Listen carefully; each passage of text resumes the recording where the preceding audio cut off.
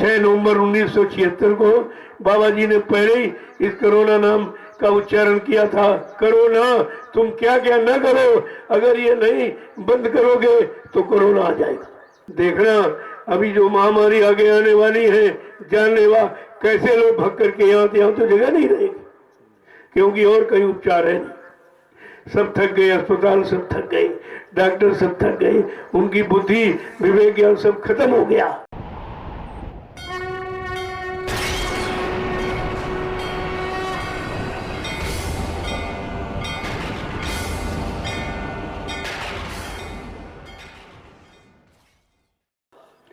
जय गुरुदेव,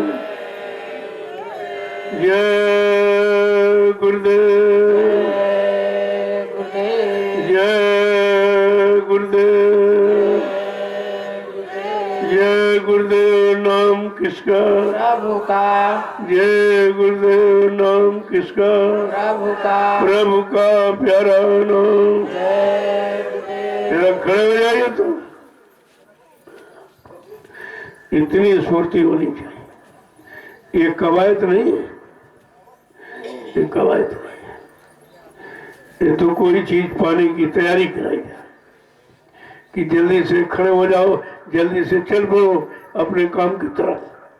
तो जल्दी से जीवन रहते रहते ये काम पूरा हो जाएगा। जब जीवन चला गया तो फिर क्या मिलेगा? और जीवन जिस काम के लिए मिला है वो कितने लोगों ने समझा? ये तो अरबों 2 अरब की आबादी में किसने जाना? किसने जाना है? आबादी 2 अरब की, और इनका एस्टिमेट बनाया जा रहा 85 करोड़ का। कैसे सबको भोजन मिलेगा? अरे भाई, नौकरी धंधा न मिलने का कारण इनको गिनती नहीं मालूम। इन्होंने ये भी नहीं आंकड़ा किया कि हमारे देश में कितने लोग रहते हैं। जिसको ये नहीं मालूम है जिम्मेदार को कि हमारे देश में कितने लोग रह रहे हैं, फिर उनको खाना और कपड़ा और काम और मकान कैसे दे पाएगा? सबसे बड़ी बात, 2 अरब की आबादी सन 80 में बताई, 80 में, तब से तो कितनी बढ़ गई। और इनके पास उसका कोई आंकड़ा नहीं। विधिवत उसको बताया, ऐसे नहीं, चार्ट बना कर बताया गया था कि जैसे मान लो आपने माँ बाप जोड़ लिए और बच्चे नहीं जोड़े, चलो 3 ही बच्चे सही, माँ बाप ये आपने 85 करोड़ बता दिया, और 85 करोड़ में 3 का गुणा कर दो कितना होता? तो बिल्कुल सीधा फार्मूला, किसी को नहीं समझ पाए, क्योंकि बच्चों का तो बच्चे सबके पास 1 2 3 4 5 7 तक बच्चे। मैंने तो 3 ही बच्चों को लिए। चलो सपोज मान लीजिए 3 बच्चे और 2 माँ बाप और 3 बच्चे और 2 माँ बाप की गिनती आपने की तो 85 करोड़ का बजट बना दिया, और उसमें 3 का गुणा कर दो, कितनी हो गई? इतनी आबादी का जब बजट बनेगा तब सबको काम मिलेगा, सबको नौकरी और मतलब मजदूरी और ये सब कुछ हो जाएगा। लेकिन जब उनके पास आंकड़ा ये है तो फिर काम नहीं, ये छूट जाएंगे। सपोज तुम्हारे घर में 5 मेहमान आ गए और तुमने भोजन 2 ही का बनाया, 3 क्या खाए? तो भूखे सो जाएंगे या उसी में छीना झपटी करेंगे। अब वो छीना झपटी का समय आ गया। देखो कैसे लोग छीन छीन के खाते, कैसे मार काट हिंसाएं करके, क्योंकि जो अच्छी सच्ची बात है वो इनकी समझ में नहीं आएगी, वो समझ ही नहीं सकती, वहां तक उनकी बुद्धि जाई नहीं। वो पहले कह दिया गया था कि परिवर्तन मानव बुद्धि के परे, न मानव सोच सकता है, न मानव कर सकता है, न विश्वासी कर सकता। ऐसा अद्वितीय विलक्षण परिवर्तन करके दिखा दिया जाएगा, ऐसे नहीं। और वो सब माहौल बन गया, वातावरण वही बनता चला। महापुरुष बराबर आपको इशारा कर रहे हैं, और मतलब यानी तुम्हारी उधर तरफ दृष्टि नहीं जा रही, मन बुद्धि चित्त तो उधर लगाए पड़े हो। ये महंगाई है जो कचूमर निकल रहा, कितना महंगा पड़ रहा। अभी क्या कहते हैं, सब जान बचाना होगा हमारी, राजा मंत्री और अधिकारी जान बचाना होगा हमारी। ये छोड़ सब मैदान भागेंगे, अपने अपने घरों में दुबकेंगे, छिप जाएंगे। लेकिन वो महापुरुष क्या करेगा? ढूंढ ढूंढ कर बदला लेगा, सब हिसाब चुकता कर देगा। वो तो तुमको सारे जन्मों के कर्मों का हिसाब देना पड़ेगा, ऐसे तुम यहाँ से जा ही नहीं सकते। वो तो वहां खड़ा है, फट से तलाशी लेगा, पूछेगा भाई तुम्हारा ये कर्म बाकी रह गया, तुमने शरीर से ये किया था, ये किया था, मन से ये किया, तन से ये किया, धन से ये किया, अन्न खाकर आपने ये किया, सारे कर्मों का लेखा जोखा जब हिसाब मांगेगा तो उस समय तुम क्या करो, क्या कर सकते। धर्मराज दरबार में सबका जारा ले, घाट जगाती क्या करे जब सिर बोझ न हो। तो धर्मराज भी क्या करेगा जब सारे कर्म कर्जे को परमार्थी सेवा में लगाकर यहीं पर उतार दिया जाएगा, तो वो क्या करेगा तुम्हारा, वो भी तुम्हारा कुछ नहीं कर सकता। देखो सबसे रिहाई छुट्टी दिलाने का पूरा अभियान है और आप अभियान को समझ नहीं पाते। जय गुरुदेव, जय गुरुदेव, जय गुरुदेव, जय गुरुदेव। नाम किसका? प्रभु का प्यारा नाम। जोर से बोलो, सब मिल बोलो, बोलना होगा, अभी से बोले, दुख दर्द हरेंगे, सब कष्ट मिटेंगे, सुख शांति भी देंगे, सबके दाता, सबके मालिक, प्रेम से बोले, ये नाम नहीं इंसान का, ये नाम है प्रभु का, ये काम नहीं इंसान का, ये काम है प्रभु का। 68 वर्ष से 12 संदेश दिया जा रहा, ये काम अब इंसान के बस का नहीं है। परिवर्तन जो पिछले युगों में हुआ वो भी किसी इंसान की शकल और नाम से नहीं हुआ था। जगाए नाम के द्वारा जब सतयुग में बहुत छोटा थोड़ा माहौल खड़ा, एक हिरण्यकश्यप उसी राजा के अंदर कुभाव पैदा हो गया था, तो हरि नाम योगियों ने जगाया। वो योगियों का समय था, सब योग करते, कोई भोगी नहीं था। सतयुग योगी सब विज्ञानी, करी हर ध्यान तरह भो प्राणी, सब योगी थे, कोई भोगी नहीं था। तब कहने का, और उस समय हरि नाम से परिवर्तन हुआ, हिरण्यकश्यप के नाम से परिवर्तन नहीं हुआ था, हरि के नाम से। और जब त्रेता में फिर राजा रावण के द्वारा व्यवस्था बिगड़ने लगी। इतिहास तो बताता है कि जिम्मेदारों से जब देश की समाज की व्यवस्था बिगड़ जाती है तब कोई न कोई शक्ति नाम को जगा कर खड़ा कर देती है और उस नाम के द्वारा परिवर्तन होता है। तो जब ऋषि मुनियों ने, उन्होंने हरि नाम राम नाम जगा दिया। क्यों? जब ऋषि मुनि उस समय यज्ञ करते थे तो राक्षस विध्वंस करते थे, कहीं मांस फेंक दिया, कहीं हड्डी फेंक दी, यानी तरह तरह से। तो विश्वामित्र समय के गुरु थे, उन्होंने फौरन समाधि लगाई और देखा अरे कि काम करने वाली शक्ति तो आ गई। फौरन गए अयोध्या, किसी को नहीं मालूम था, गुरु को मालूम था। फौरन अयोध्या गए और मतलब यानी राजा दशरथ थे, राम लक्ष्मण को मांग के ले आए। 4 बेटे थे, चारों ले आते, 2 ही क्यों ले आए? गुरु को यह भी मालूम है किस बच्चे से कौन सा काम होगा। वो तो काम करने की शक्ति की पहचान और किसी को नहीं, वो बाप दशरथ भी नहीं जान पाया और कोई नहीं पहचान सकता, केवल गुरु को पहचान होती समय की शक्तियों की। क्योंकि उस समय काल शक्तियों की पहचान गुरु को थी और दयाल शक्तियों की पहचान सदगुरु को है और किसी को नहीं। ये पहचान किसी को नहीं है। कितने समय पहले कहा कि अवतारी शक्तियों ने जन्म ले लिया और वो धीरे धीरे स्कूल कॉलेजों में पढ़ के कुछ तो निकल आए, कुछ पढ़ रहे हैं। समय आने पर मैं आवाज लगाऊंगा, जब मैं आवाज लगाऊंगा मेरी दूरदर्शी प्लेटफॉर्म पर ये सब शक्तियां आके खड़ी हो जाएंगी, फिर इनको काम दिया जाएगा। जब इनसे काम हो जाएगा तब इनकी पूजा होगी, इनका इतिहास बनेगा। ये तुमको भेद नहीं मालूम कि गुरु के सिवा ये काम कोई कर ही नहीं सकता, क्योंकि शक्तियों की पहचान उन्हीं को है। आज जो विलक्षण शक्तियां साथ में लेकर आए हैं, उनकी पहचान केवल सदगुरु दाता दयालु, किसी को नहीं। वो कहते ये सब तुम्हारा काम करवाऊंगा, लेकिन तुम किसी शक्ति का अपने स्वार्थ लोभ लालच का आधार मत बनाना, नहीं कुदरत बहुत मार लगाएगी। और कोई नहीं माना, सब अलग अलग दुकानें खोले पड़े। इनको ये नहीं मालूम है जिन शक्तियों के बारे में तुम जानते नहीं हो, वो सदगुरु को पहचान है। तुम्हारी पहचान सब झूठी और फीकी है, उससे कुछ नहीं होगा। और समय भी तुम्हारा खराब हो रहा, अंत में मार पड़ेगी कि इन्होंने शक्तियों का अपमान क्यों किया। इन शक्तियों को अपने स्वार्थ लोभ लालच धन दौलत मान सम्मान का आधार क्यों बनाया, लेकिन समझ में किसी के नहीं। ये नैमिषारण्य की तपोभूमि से ये विलक्षण संदेश क्यों प्रसारित हो रहा, इस पर तो विचार लोगों को करना चाहिए था। आज जिस बीमारी का भय डर है, या उसका नामो निशान है। इस भूमि पर उसका कोई नामो निशान। और घरों में लोग कितने परेशान, कोई घर परिवार नहीं बाकी जहाँ बीमारी ने प्रवेश न लिया। लेकिन तुम्हारे इस धाम सदगुरु धाम सर, इसका घर में तो कोई बीमारी नहीं।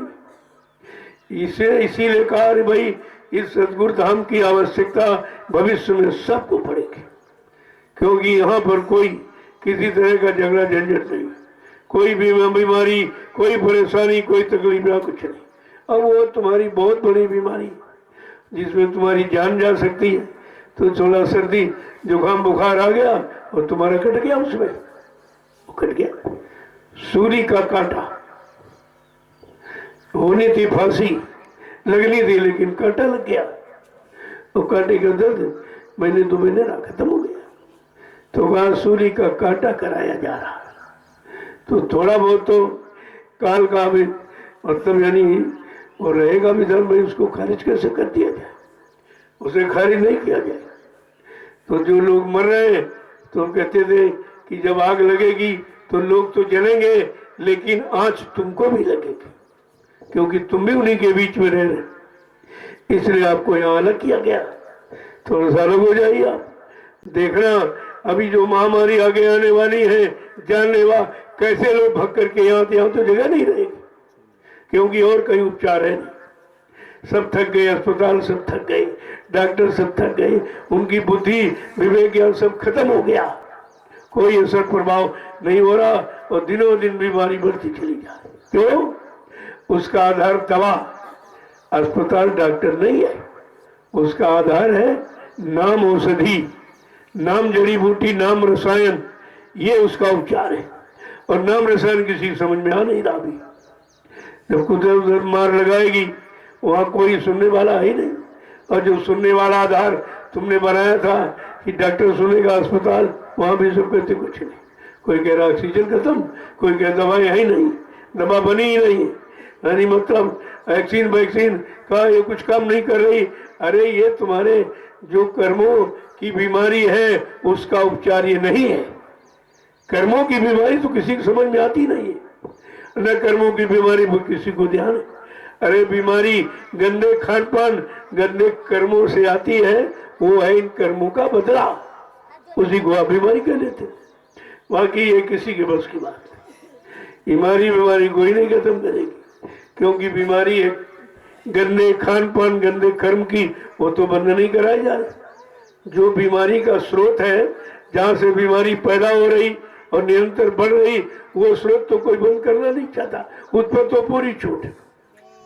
और तो सब पर यानी बंदी, कहते सड़क बंदी रहेगी, मकान में तुमको बंद कर दिया जाएगा, सबके मकान घर एक दिन जेल खाना बन जाएंगे। जब ये बात कही गई तो लोग कहते बाबा जी पागल हो गए, ये क्या कह रहे हैं, ये क्या कह रहे हैं कि तुम्हारे घर मकान एक दिन जेल बन जाएंगे। इस जेल में खाने में सबको बंद होना पड़ेगा, और सब कुछ हुआ और बंद संतवाणी अमरवाणी तुम्हारी समझ में आई ही नहीं। तो कहा नहीं समझोगे तो कुदरत और कुछ करने लगे। उसके बाद तो बहुत फैसले लेने के बहुत तरीके उसके पास, अगर पहले से समझ जाओगे चेत जाओ तो ठीक, लेकिन नहीं। जिससे बीमारी आई उसको खुला छूट, वहां कोई बंदी नहीं। इतनी लंबी लंबी लाइन शराब के ठेकों पर लगती है, वहां कोरोना नहीं है। यानी जहाँ गंदगी वहाँ कोरोना नहीं, जहाँ रहने सब सफाई स्वच्छता के वहाँ कोरोना हो गया। कोरोना का मतलब ये 1976 6 नवंबर 1976 को बाबा जी ने पहले ही इस कोरोना नाम का उच्चारण किया था। कोरोना तुम क्या क्या न करो, अगर ये नहीं बंद करोगे तो कोरोना आ जाएगा। क्या नहीं करो कि मुंह से कोई गंदी बात, गंदे शब्द, कोई निंदा आलोचना बुराई क्रिटिसाइज मत करो किसी की, मुंह बंद रखो। और गंदे खान पान के लिए मुंह बंद रखो आप। और लेकिन आपने किया नहीं तो जबरदस्ती एक कपड़े का बंधन लगा दिया। तो ये कपड़े का बंधन क्या करेगा, ये क्या करेगा?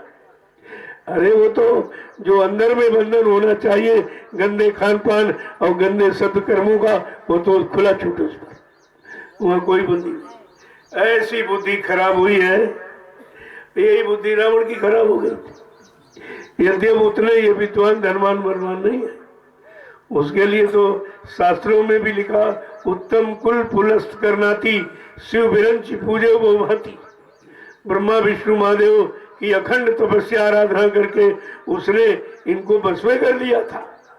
जब वो शंका में नहीं बच पाया, और शंका काहे की उसने समय के जगह राम नाम की, और राम नाम लेके आया, उस शक्ति को भी वही नाम दिया जाता राम नाम, उनको भी राम कह के पुकारा गया।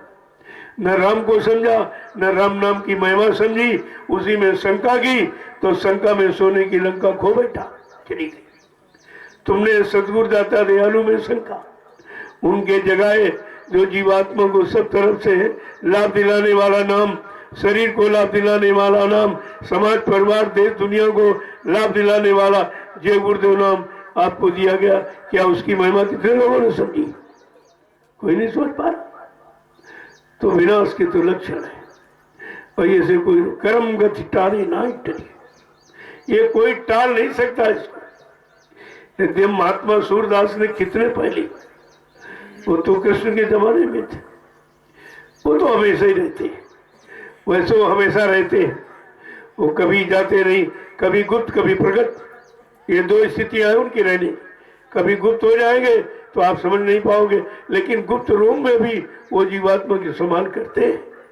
लेकिन जो प्रकट रूप में आएगा वो खुल करके और घूम करके चारों तरफ यानी सच्चाई का भलाई का संदेश देगा और सबको सच्चे अच्छे काम से जोड़ेगा। ये प्रकट संत की का परिचय है, आपको तो सोचना चाहिए कितनी प्रकट शक्तियां एक नहीं असंख्य। जब राम परिवर्तन करने आई तो 16 कला, कृष्ण आए 64 कलाओं से, का सर्वत्र सतगुरुदाता दयालु असंख्यों कलाओं से आया हुआ है, तो उसे तो कोई समझ नहीं सकता। उसके काम की भूमिका व्यवस्था भी किसी की समझ में नहीं आ रही, लेकिन आपको परमार्थी सेवा में लगा दिया गया। धीरे धीरे तुम इसी से सब समझ, सब एक साथ रहो। यहीं से आपको एकता का परिचय देना है। बार बार आपसे एक ही शब्द कहा जा रहा, सत्संगियों तुम्हें आदर्श बनना है, संदेश सतगुरु का तुम्हें चरितार्थ करना है। ये आपको करके दिखाना है कि दुनिया जिसे मानने के लिए विवश हो जाए, ऐसा काम करो। यहाँ उधर लड़ाई झगड़ा, यहाँ प्रेम है, उधर दूरियां बढ़ाई जा, दूर रहो दूर रहो दूर रहो, यहाँ नजदीकी। अरे प्रेम नजदीकी में होता है कि दूरी में होता है? बात तो इसलिए है एक दूसरे के काम आओगे जब पास में रहोगे कि दूर में लेके एक दूसरे काम हो जाओगे। ये सब नफरत सिखाया जा रहा कि सबसे नफरत करो, सबसे नफरत करो। जब नफरत करोगे तब तुम्हारे लड़ाई झगड़े के भाव तब पैदा हो। ये लड़ाई झगड़े का माहौल बनाया जाए, दूर रहो दूर रहो, दूरी बना के रखो दूरी में। अरे किसकी दूरी, किससे दूर रहो? गंदे खान पान से दूर रहो, गंदे कर्मों से दूर रहो, वहां तो नजदीकी, और जहाँ नजदीकी वहां दूरी। सब उल्टा हो रहा, सब व्यवस्था उल्टी ही हो रही। पता नहीं परमात्मा कब इनको सद्बुद्धि देगा, कब इनको बुद्धि आएगी, कब ये समझेगी, कब एकता का पाठ पढ़कर ये समझ कर लोगों में एकता का भाव पैदा करेंगे, संगठन का भाव पैदा करेंगे, पारस्परिक प्रेम प्यार मोहब्बत का भाव पैदा करेंगे, सब एक दूसरे के काम आए। ये तो दूरी बाहर है, ये संबंध संधि नहीं विच्छेद में परिवर्तित हो रहा। अब शादी ब्याह में मुश्किल से लोग इकट्ठे हो पाते थे, एक शादी ब्याह ऐसा है कि जहाँ परिवार के लोग इकट्ठे हो पाते, कहते नहीं नहीं नहीं 10 आदमी 5 आदमी कोई नहीं आता। एक भी कोई स्थिति, चाहे परिवार हो, समाज हो, देश, ये सब में विच्छेद पैदा किया जा रहा है। यहाँ संधि सिखाई गई थी, मेल मिलाप, ये विच्छेद का संदेश दे रहे, अलग रहो अलग रहो अलग रहो, दूर रहना दूर रहना, ये दूसरे का प्रेम खत्म कर रहे। ऐसी बीमारी बता देते कि पत्नी पति को स्वीकार ही नहीं करती, उसके पास नहीं जाती है, उसके बाद वो अंदर ये सोचती इतनी जल्दी ये निकले घर से, हमारे बच्चों पर आ जाएगा। इससे बड़ा नफरत का कौन सा पार्टी पढ़ाएंगे? देख लीजिए, सब सामने हो रहा और यहाँ कुछ नहीं। मैं मिसाल भी, मैं प्रमाणित भी करता हूँ, यहाँ कुछ नहीं। अगर तुम हमको परमिशन दे दो, मैं देश में वो व्यक्ति हूँ कि इतना लेग से सूसे से बिठा के बैठा दूंगा, तुम गिर नहीं पाओगे, कोई बीमारी नहीं। हम कहते सबको एक में जोड़ो, तोड़ो मत। तुम रिश्ते तोड़ रहे हो, प्रेम को तोड़ रहे हो, मानी भाव खराब कर रहे हो, ऐसा काम मत करो। ये संधि विच्छेद में परिवर्तित मत करो, नहीं कुदरत अगर नाराज हो गई एकदम समेट देगी, कुछ नहीं बचेगा, कुछ बचने वाला नहीं है भाई। लेकिन इनकी समझ में नहीं आएगा। क्यों? विनाश काले विपरीत बुद्धि, जब जिनका विनाश होने को होता है बुद्धि विपरीत दिशा में कार्य करती है। नहीं समझ में आ रहा। मैंने कितना संदेश, अभी 8 वर्ष, ये 9वां साल लग गया, 9 वर्ष से लगातार मैं संदेश तो दे रहा हूँ पूरे, यानी मतलब भारत में घूम घूम कर ये पूरा संदेश हो रहा। जहाँ सब लोग मौन है, सबके लगाम लग गई, क्योंकि जो जो इन्होंने कहा इनका सब झूठ निकला। चाहे नेताओं का भाषण हो, चाहे महात्माओं का प्रवचन हो, सब झूठ निकला। क्योंकि सुनने सुनाने पढ़ने पढ़ाने से काम नहीं होगा। पिछले युग की किताबें दोहराने से वर्तमान का समय नहीं सुधरेगा। वो तो तुमको समय का डॉक्टर, समय का मास्टर, समय का आचार्य गुरु चाहिए, जो समय की स्थिति परिस्थिति को जानता हो, वो तुम्हारी स्थिति परिस्थिति को ठीक करेगा। जिसको जानकारी हो कैसे करेगा? और तुम्हारी उल्टी मोटी कहते हैं बहुत पुराना डॉक्टर है, उसके पास चलो। अरे पुराने डॉक्टर के पास पुराना अनुभव है, और यहाँ तो बीमारी नहीं जिसको जानते ही नहीं है, तुम्हारे तो कैसे ठीक कर देगा? तो विचारधारा तो बदलनी पड़ेगी। जय गुरुदेव। मैंने एक इशारा किया था कि परिवर्तन उत्तर प्रदेश से तो भारत बदल जाए, उत्तर प्रदेश बदलेगा तो भारत बदलेगा, और भारत बदलेगा तो विश्व बदलेगा। ये परिवर्तन की इकाई इस तरह से। तो उत्तर प्रदेश में क्यों? उत्तर प्रदेश में ही परमात्मा ने जन्म लिया है। ज्यादातर जितने अवतार हुए सब उत्तराखंड, ये पूरा उत्तराखंड है। अब बीच बीच में कटौती कटौती करके तमाम बिखराव, इनका काम ही है, अलग करना अलग करना, जोड़ना नहीं, अलग करना अलग करना। ये विस्तृत रास्ता उत्तराखंड, इन्हीं पर ऋषि मुनियों ने तपस्या किया। जिस भूमि पर बैठो यहाँ तो जितनी बड़ी संख्या तो कहीं किसी ऋषि मुनियों की नहीं हुई। 88,000 ऋषि, उन्हीं की मंत्रणा से ही। और वेद व्यास जी ने मतलब महाभारत की इसके सब बनाया, उन्होंने तैयार कर दिया। लेकिन बात यह है, समझ में आवे तब तो किसी के। ये वेद व्यास ने श्रीमद् भागवत पुराण की रचना की थी इसी स्थान पर। वो स्थान है जहाँ पर सबके लिए सिद्धांत, सबके लिए कानून बना दिया। द्वापर में कानून बना, कलयुग का कि आगे बड़ा खराब युग आ रहा। कलयुग सबसे ज्यादा खराब होगा। लोग धर्म कर्म को भूल जाएंगे, मानवता, इंसानियत, प्रेम, प्यार, मोहब्बत, सेवा, दया, सदाचार, परमात्मा की यादगार उनके दिल से निकल जाएगी। उनके मन मस्तिष्क में माँ बहन बेटी बहू की पहचान खत्म हो जाएगी। तब वेद व्यास जी ने मंत्रणा करके 88,000 ऋषियों को बैठाया, मीटिंग की, मंत्रणा की, तब श्रीमद् भागवत पुराण की रचना की। लेकिन उसका व्यापार हो रहा। जो हमारे लिए शिक्षाप्रद है, हमारे जीवन को शिक्षा देने वाले, हमारे जीवन को एक नई दिशा, सही सच्ची दिशा देने वाले ग्रंथ को आज ये बिक्री हो रही, बिक्री हुई साफ। राज्य करेंगे, दुकानें लग गई उसकी। ये धर्म की अवहेलना है, और धर्म की अवहेलना होगी तो निश्चित कोई ना कोई कारण बन जाएगा। धर्म के लिए ही तो राम को लड़ाई लड़नी पड़ी रावण से। समझाया तो बहुत, लेकिन नहीं माना। अंततो गत्वा दंड विधान है, ये युद्ध दंड विधान है, उनको करना पड़ा। ऐसे द्वापर में कृष्ण की बात नहीं मानी तो महाभारत हो गया। जो शक्ति आती है नाम को लेकर, उसी के द्वारा ही परिवर्तन होता, और कोई नहीं कर सकता। ये कलयुग का परिवर्तन किसी की बस की बात नहीं है। कितने आवाज लगा रहे, जबकि बाबा जी ने यही कहा, ऐ भविष्य वक्ताओं, तुम विश्व पटल पर भविष्यवाणी सोच समझ के करना। ये परिवर्तन का वक्त है। जो काम करने आया वो भूमिका अपने अनुसार बनाएगा। तुम्हारी सबकी भविष्यवाणियों को रुकवा दिया जाएगा, और सबको रुकवा दी गई। अभी किसी की होने नहीं दी गई। परिवर्तन का वक्त है। कहा बहुत सोच समझ कर तुम्हें चलने की करने की जरूरत है। और परिवर्तन तो किसी को बख्शता नहीं है, वो तो ऐसा स्थिति होती है। लेकिन कलयुग का परिवर्तन डराने वाला नहीं है, मार काट हिंसा करने वाला नहीं है, एक दूसरे को दूर रखने वाला नहीं, पारस्परिक प्रेम प्यार मोहब्बत सिखाने वाला, सबको एकता संगठन का पाठ पढ़ाने वाला कलयुग का परिवर्तन। आप देखते जाइए धीरे धीरे। क्यों कहा था भाई अभी वो समय नहीं है।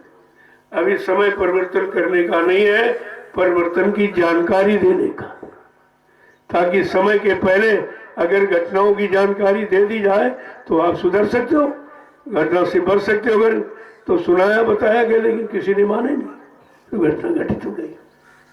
वो भी जहां से घटित हुई है, ये सब मांसाहारी मुल्कों से शुरू हुई थी, और धीरे धीरे तुमने भी पाश्चात्य देशों की नकल की, गंदे खान पान की, गंदी वेशभूषा की। ये नकल सबसे खराब। आप मुसलमानों को देखिए, उनकी औरतों का कोई अंग जरा सा भी आप नहीं देख सकते, केवल आंख खुली, बाकी सब ढका रहे, और तुम्हारे यहाँ सब नंगा। ये नंगा नाच क्यों हो रहा है? ये नंगा नाच उसका परिचय दे रहा है, ये विनाश का परिचय दे रहा है कि जब जब नारी को नंगा किया गया तो विनाश हो गया। अरे भाई, अपहरण किया त्रेता में तो विनाश हो गया, द्रौपदी को नंगा किया जाने का प्रयास तो फिर मतलब यानी विनाश हो गया, और अब तो सब नंगे ना छोड़ा। कोई समझने को मानने को तैयार नहीं है। बात तो असली ये है, जब समझ में नहीं आएगा, समझाने वाले की बात नहीं मानी जाएगी, तो कुदरत कोई ना कोई अपना रास्ता तुम्हारे समझाने का निकाल लेगी। वो रास्ता तुम्हारे हित में नहीं होगा। जय गुरुदेव, जय गुरुदेव, जय गुरुदेव। नाम किसका? जय गुरुदेव। नाम किसका? प्रभु का प्यारा नाम।